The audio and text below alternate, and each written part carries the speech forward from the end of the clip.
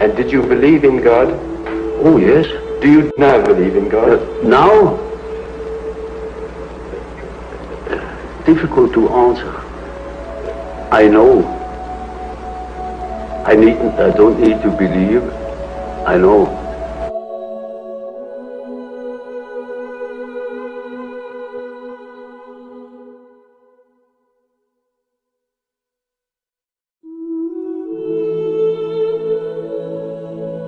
You know, there are these peculiar faculties of the psyche, that it isn't entirely confined to space and time. Now these facts show that the psyche, in part at least, is not dependent upon these confinements. And then what?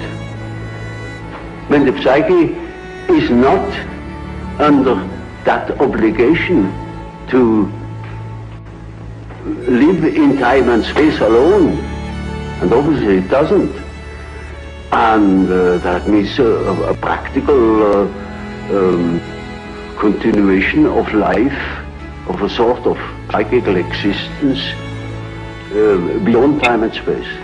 Only ignorance deny these facts.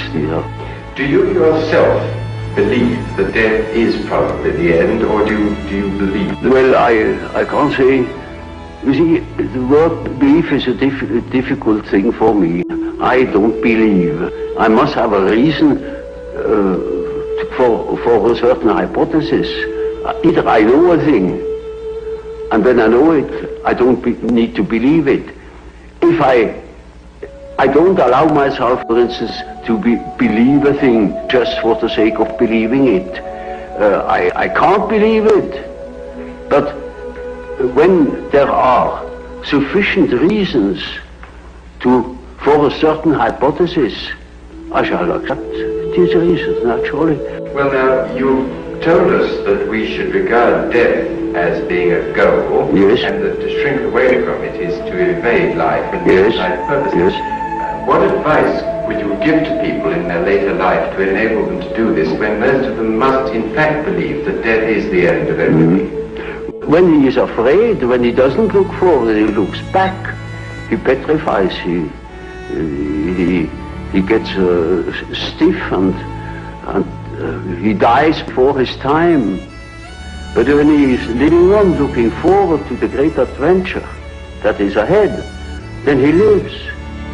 And that is about what the unconscious is intending to do. Of course, it's quite obvious that we are all going to die, and this is the sad finale of everything.